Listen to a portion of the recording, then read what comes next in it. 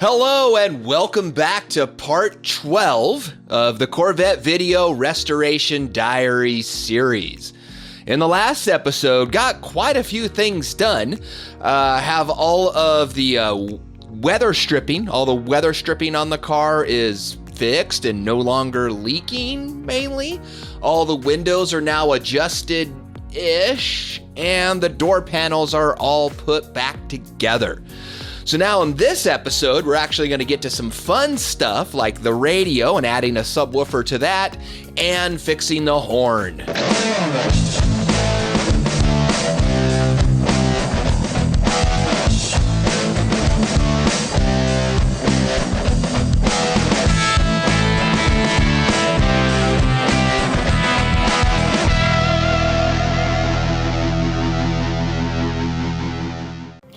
All right, so one of the very first things you need to do is have your power wire running. So ideally, you want to come from your battery and go directly to the amplifier that way. So I'm just making sure that I have enough wire. I bought a Bose amp kit for a different car, and it came with the wiring cable for it. This is an 8-gauge wire. You can always get a higher gauge, which is actually lower numbers in electrical, so the smaller the number, the bigger the wire is. So this is 8 gauge. This is going to be more than enough than what I need, and I'm just making sure that I have enough wire, double checking the length, that it's going to have one continuous run and be able to make it to my rear hatch area just fine, which it looks like I do. So the next thing I need to do is install this thing. And most of the time you're going to have to drill some kind of hole in your firewall. I am lucked out. I already have a hole right here, down here in my firewall. Now you need to check both sides. You need to check the inside and outside of car to find the best place. So there's the hole. That's the easy part-ish. And now I'm going to put a grommet in it. Now you want to put a grommet so you don't accidentally, short out the wire. So that wire just against that sharp piece of metal will could eventually short it out. So get whatever size you want. They come in multiple sizes. The nice thing about these is the size of the grommet is the size of the drill bit that you need to get. So I'm going to use the biggest one that I have because I bought every single size that they had. So I guess this one, this 3/8, it's almost a 1/2 inch. Wow. So that will definitely fit inside that big giant hole that was already in there because I'm actually going to run 2 wires through that. I have an accessory wire for something else for my electric fan going through there, and I'm gonna put my amp wire through there. And there it is with the grommet installed. Look at that, it fits like a glove. Now I just need to put my amp wire and my other wire through there. Okay, well there we are. I've got both wires ran through the firewall inside of a grommet. So there we go. Okay, so now I have to start running that wire through to the back of my car. Now I had this whole center console all taken apart. I should have had the wire put through there when I had the opportunity. Usually what you can do is just find some way to put it underneath your carpet. There's lots of opportunities to do that in just about every car.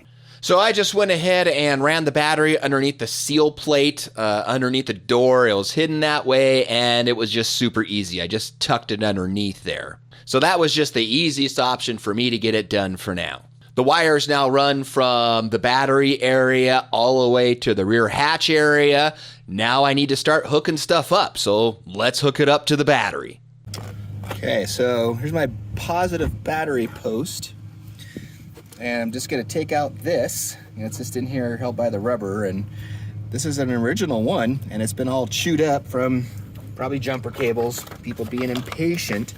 So I've got this little extender, cable spacer with long bolt for side posts. You can get these at Walmart or any auto parts store. Goes together like that. Watcha! And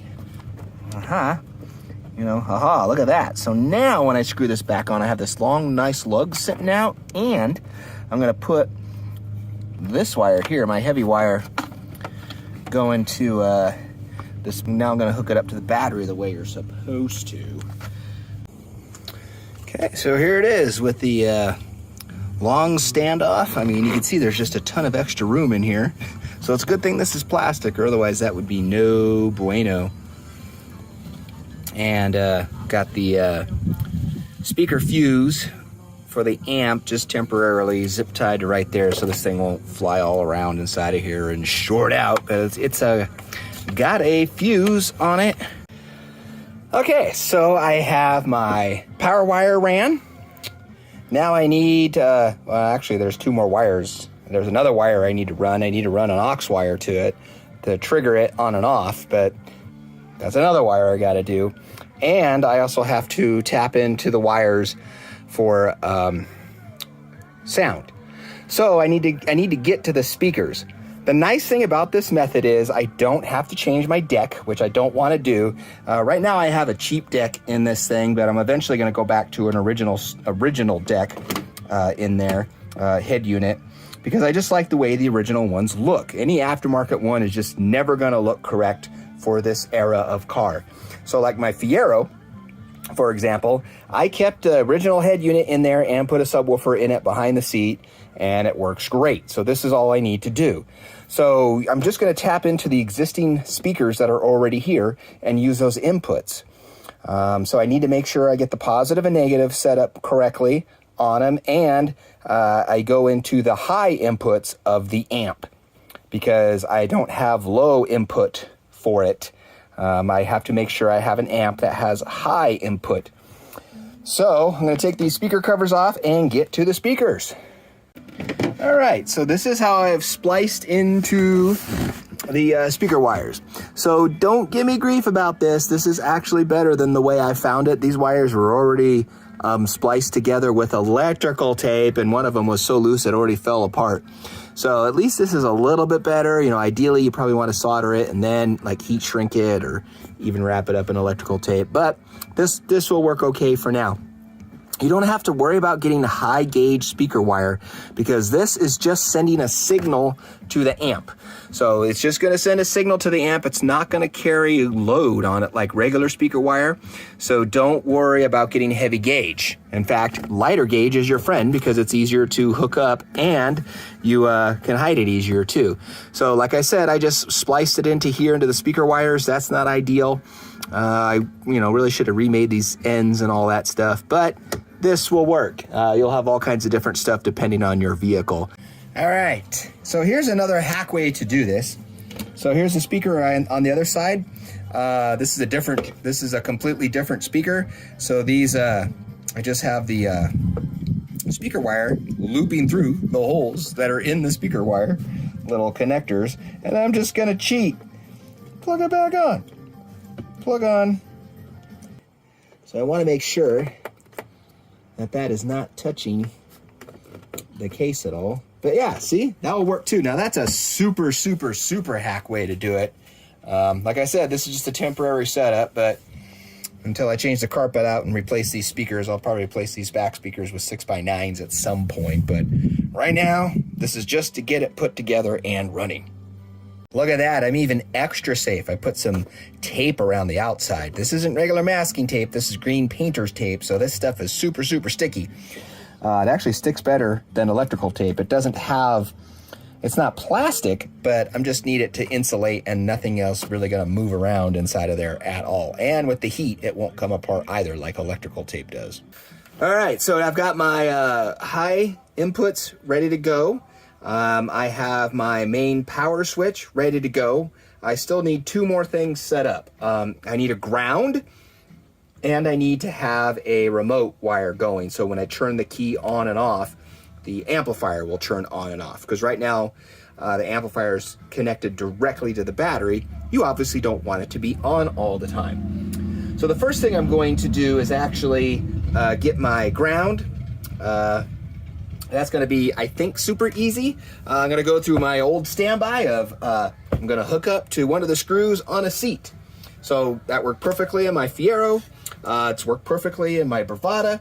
In the back seats, I'm going to do the same thing in my Corvette because when you think about it, these seats have to be bolted into steel. So when you do get in a wreck, the seat belt and everything will work because it doesn't do any good if your seat comes flying out with you attached to it. So gonna pull my seat, and I have a video of how to get these seats apart. They're actually super simple. It's just one clip. There we go, push it down. Look at that. Ah. Seat cover off. Okay, so now inside of here, I just need to connect to the ground. I think I'm gonna have to pull my seat out of here to get to it properly. But that's only 4 bolts. So like I said, if you want to watch how to do this specifically in a C4, I have a video for that.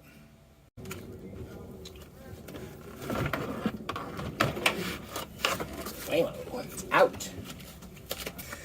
Okay, told you that was going to be easy.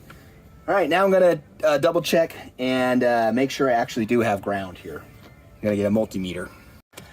Okay, so I have my DMM, my digital multimeter, connected to positive of the battery, and when I connect the negative terminal to this post, bam, look at that, 12 volts. So yeah, easy to get 12 volts right there. So I'm gonna get a loop, get a big heavy ground wire, and connect to that. Okay, there's my ground wire installed. Now, same thing with this. You can be super ghetto and just wrap the wire around there and tighten it down on the bolt. But I have a eye washer, or it's an eye. It's a circle, and that's what I have going around there. And I tighten the bolt back down on it, and I have my wires ran. I actually have the speaker wires hooked up, and I have a temporary bypass going from the positive to my remote wire, so it forces it to turn on. And I tested it out, and it works. So I'm going to hook up the remote wire next and clean up these wires and put my seat in and start buttoning this stuff up. So the main problem with trying to figure out how to hook up a aftermarket subwoofer into a stock stereo system is sometimes actually figuring out the polarity that's on the speakers. I noticed that in my GM manuals, my shop manuals, it does not state the polarity. It just shows wiring colors. So like if you wanted to figure out the polarity, what you would do is basically take your speaker out. This is a brand new one. It's a completely different speaker, but it's for demonstration purposes. And you just basically hook a couple of electrodes up to each terminal, and you get a battery. So this is a 9-volt battery. It's actually kind of low. You know, I think a 6-volt lantern battery is ideal to do this, but a 9-volt seems to work too. Because basically what I'm going to do is I'm going to send voltage through this, and the cone is going to move. It's either going to move up or it's going to move down. If it moves up, that means I have it in the positive configuration. If it moves down, that means it's set up as negative. So let's just hook it up. Okay, so that's going down. So the way these wires are hooked up right now, that's negative. So whichever one of these is positive, I think it's the small one on these things. I don't have my glasses on, I can't read this at all. Yeah, the small one is positive.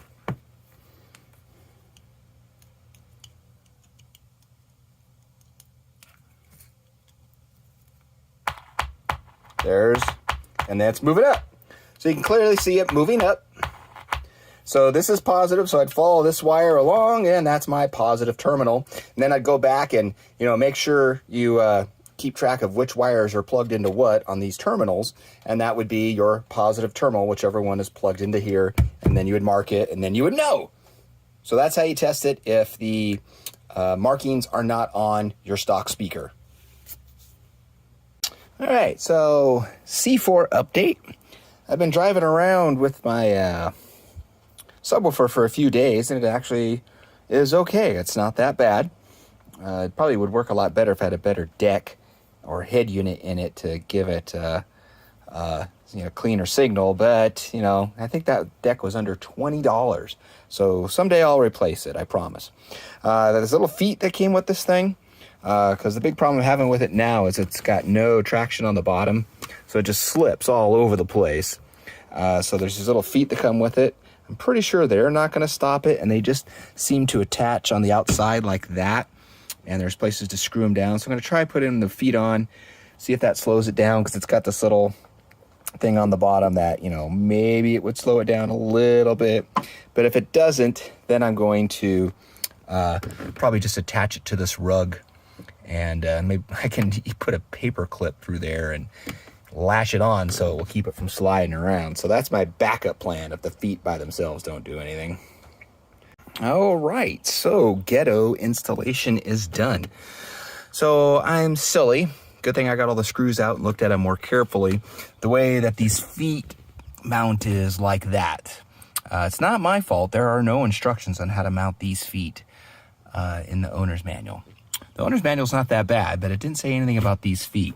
So they just two screws go into the side, into the case, and one screw goes down. So what I did is I have all this carpet that I'm gonna have to replace anyways. So I just basically put the 2 long screws that it came with directly into the carpet, because who cares? And then I put 2 smaller, skinnier ones into this carpet, this carpet cover, because I may keep it, I don't know, but I didn't want it to be super ghetto and put a bunch of holes in it. So now it definitely is not gonna slide around. It might bounce and come out of these holes and then start shimmying around again. And if it does, I'll have to come up with a different solution. But this is, like I said, still a temporary solution just to get it so it doesn't slide all over the place for right now. The next thing I need to install is my switch that came with it. So it's like kind of like a volume control for your bass. Just connects with a phone cable wire. You know, there's an RJ number for those phone cable wires, but I don't know what it is off the top of my head. So I'm going to put this just on one of the trim panel screws, holding it onto one side, and run this cable back to it and see if that helps at all. I also, because I'm using the high inputs, I also did not need to install the remote wire. So it actually works really, really good just with the power wire and the ground wire. So it senses when there's a signal coming in on these high inputs. Only the high inputs will do this. If you are using the RCA cables, you have to hook up the remote line, which is just basically you hook it up to the same one as your radio, essentially. So that way when you have your key in the aux position, so that way it's not using all of your components at once and your fuel pump and all that and wearing down your battery. If you just want to sit and chill and listen to your radio, that's a circuit you hook it up on. So you may have noticed that some of my wires look like they aren't stock and they've been hacked into. Well, that's because they've been hacked into. My guess is it's someone named Tom, the previous owner of my car, went in there and hacked into the wiring. I have an original Bose system, and what he did was just basically ran the signal wires that are just running low power to the amps in each speakers, bypass the actual amps, and then use the signal wire directly to the wire for power. It's okay in my system because it's a really low watt system. It's like 50 watts at the most on a good day. So this thinner wire is not really a super big concern for me. Ideally, you want to run some new thicker gauge wire if you're going to be pushing some more power, but I'm really not. So I guess I'm okay-ish for now. One day I'll go back through and fix that when I add some bigger 6x9 speakers in there. But the nice thing about this mini sub is I didn't have to tear into my storage compartment to install a sub. A lot of guys, for good reason, they'll tear into the storage compartment area. There's a space, it's about yay big. You can put an 8-inch sub or something in there. But I need that space for all my tools because my C4 is breaking down all the time. So I have some tools in there, have my little baby fire extinguisher in there, and a flashlight. So for me, that works. I can still use my storage space, and my mini sub is pretty much out of the way, and who's going to want to steal it? It even looks cheap. So that's anti-theft system. And it sounds halfway decent, so now I have a working sub in my C4. Yay!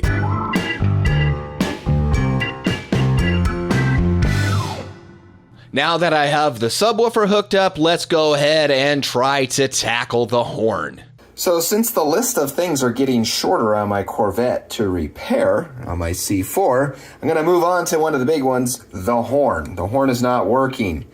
And it's a couple things to check. There's a fuse for it, which I didn't know about. It's part of the theft fuse, so I can check that. Seriously doubt that's my problem, but I'll check that. There is the switch to check, which is, in the dang steering wheel. And there is a relay to check and all the associated wiring. So it's either going to be one of those three things: the fuse, the relay, or the button, or maybe a loose ground or something.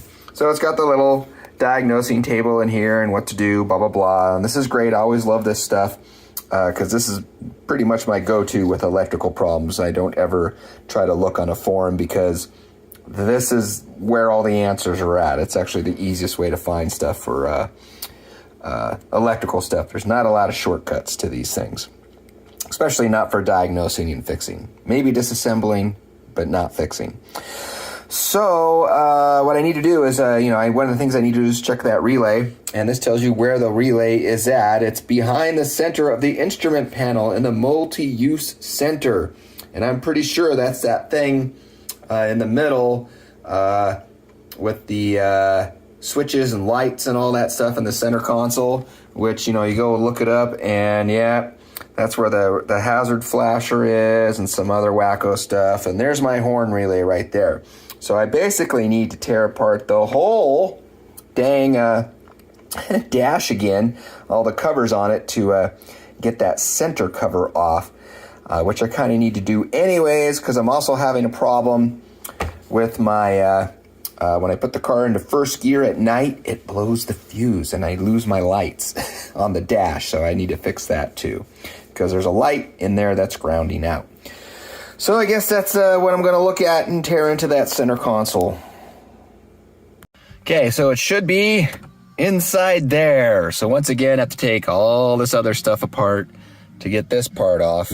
So it won't be as bad. I just need to take off the instrument cluster bezel, and that's it. So once again, take the knob off. There's a thing you press to pull it off, and then a few screws, and also remove these dash screws so you can move the dash up and down a lot, and that will help really get these two bezels out. Yay. Okay, so bolt.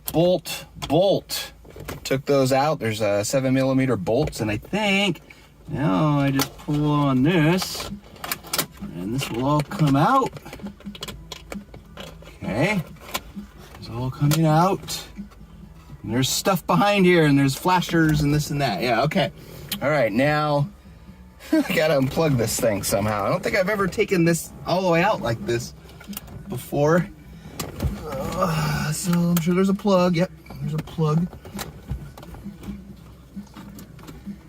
Oh, I need a screwdriver, and I don't have one. Oh, there we go. There we go. Okay. What? Okay. There's fuses in here? Wow. Okay, so there's the flasher for the hazard. It's not even in its clip like it's supposed to be, so that's rattling. There we go.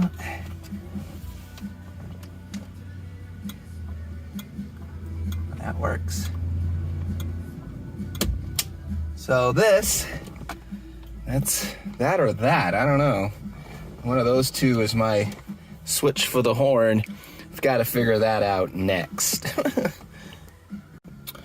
All right, so yeah, this is my horn relay.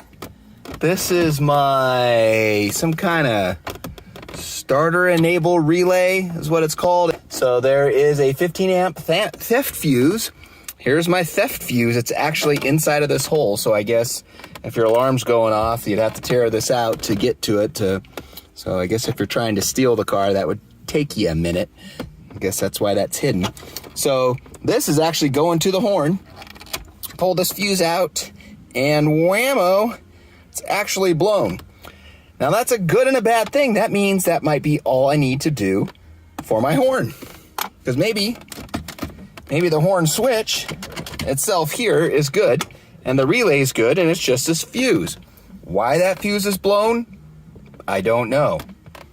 Okay, that's the bad news. And like I said, my VATS is disabled. I know my key chip is disabled. It has the, I don't know, the resistor permanently put in there.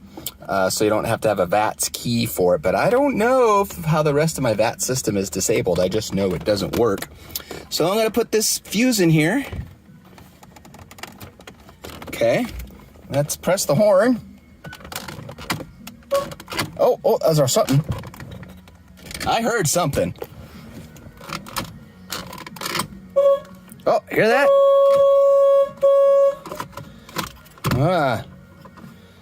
Okay, so there's a little bit of rust in here. That could be a problem. Let's unplug this. Is that really all is that all that's in here? So you can see. Okay, and if I ground this.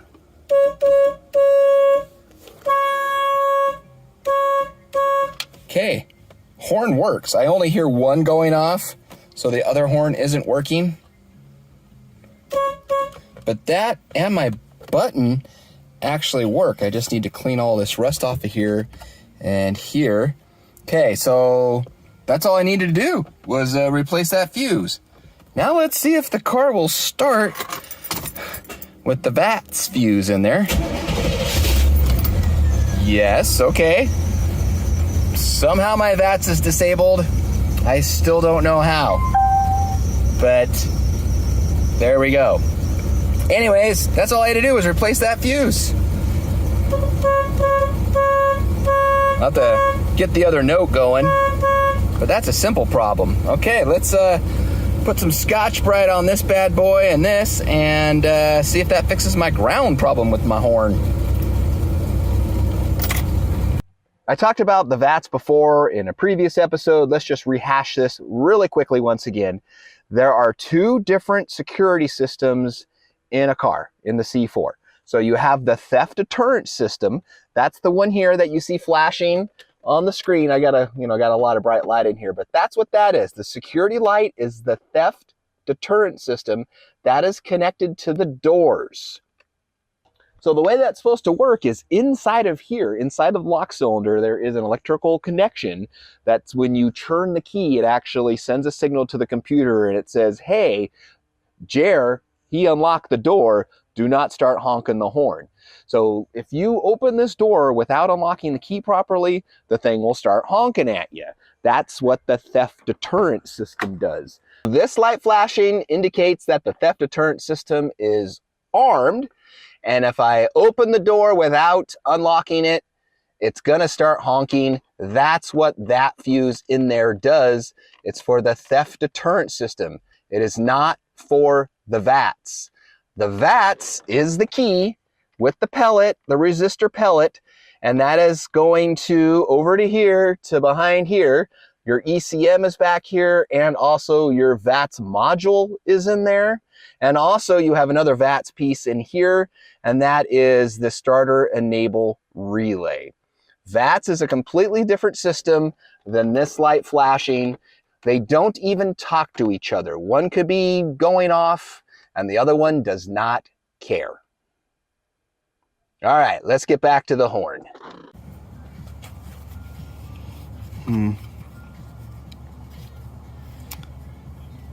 This is a little worse for wear, actually. I wonder if this is supposed to be, I wonder if this part's supposed to be snapped around differently. Yeah. Hey, I still have a hand. Okay. I don't know if that will help its functionality or not, but it's the way it's supposed to be. There we go. Oh, I did cut myself. Woohoo. I see how this works now. This is really a simple design. So this plate is where it makes contact. This is actually the simplest horn button I might have ever seen. I mean, I have old vehicles in like my 56, 57, and my 63. Oh, I got my hand twice in two places. And anyways, it's a more complicated thing with a spring and a thing that spins on another plate and blah, blah, blah. This is just making contact here on the outside, and it pushes, and so right here it needs to make contact, and this is where it's getting its spring from. So this whole thing just pushes forward, makes contact on these pins. So I need to clean these, and all the points that these are touching on the inside of the steering column. So I just got my little trusty Scotch-Brite, because it works with everything.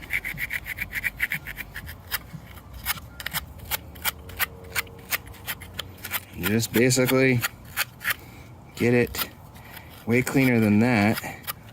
Ooh, I wonder if I can, yeah, I can try to wire wheel this.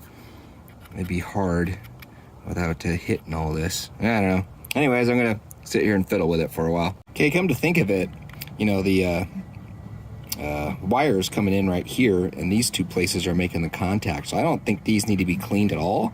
These are just the springs. So it's just here in these two spots on the button, and that's it. And then where these two places connect on the steering column, those need to be cleaned as well, because that's all rusted to pieces. I mean, look at this. Look at the inside of this thing. It is just rusted to pieces.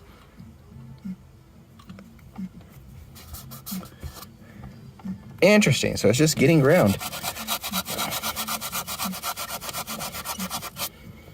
So probably, oh wait, where's it? It's touching the front pieces, right?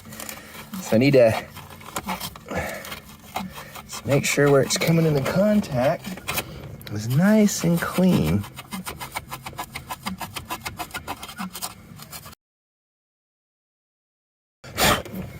Okay, all right.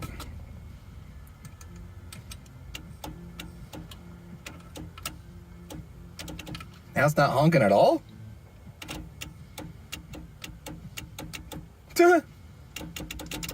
Really? Did the horn just go out? I mean, you can hear them out there clicking, so it's getting to the horns. That's another problem. How is that just working and now it's not?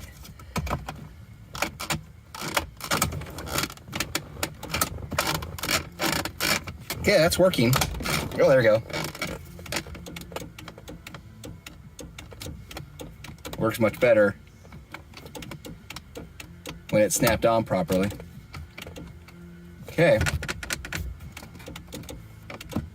All right, now I gotta open the hood and see what's going on with the actual horns.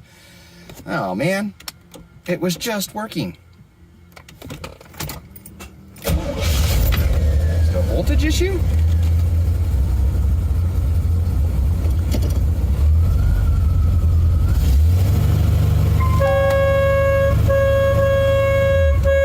It is a voltage issue.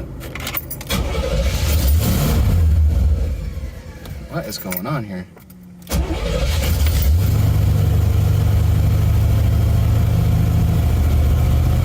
Battery's low.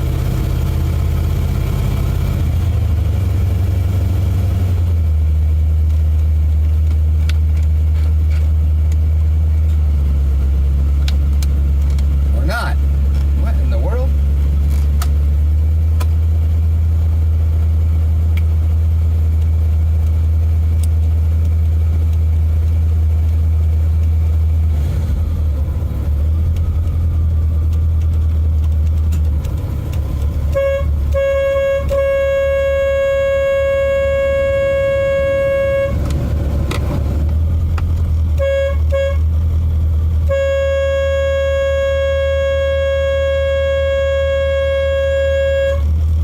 For a second. There.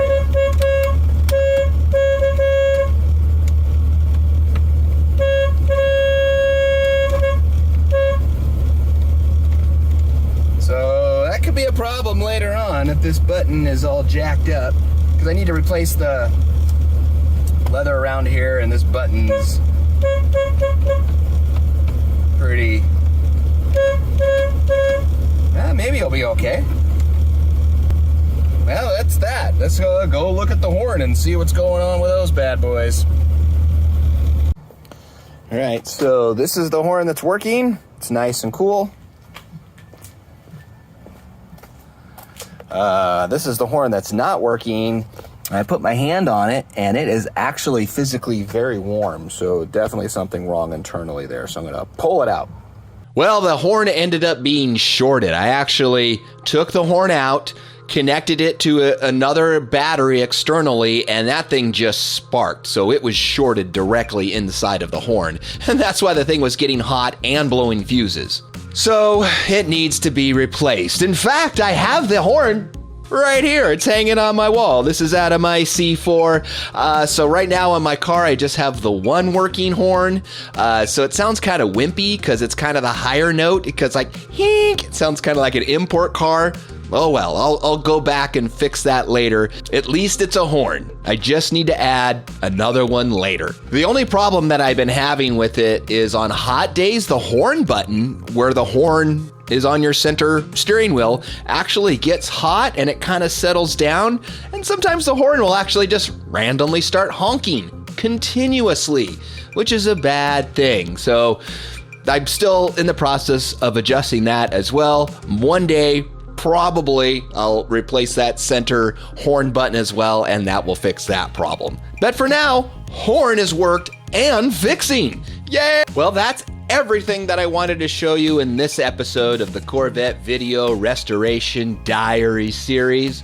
In the next episode, we're going to tackle things like, gonna do a little bit of work on the cruise control. The cruise control does work, but I'm going to move some lines around, the vacuum lines around, and make that easier to install and remove the batteries. So in the next episode, we're going to get into how to install and remove your battery and make it easier to install and remove your battery in a C4. And I'll replumb the lines on the cruise control to make that so much easier. And if there's time, I'm going to get a stock radio installed to complete my subwoofer and stock radio dreams in the C4. So thank you so much for hanging out with me in this episode.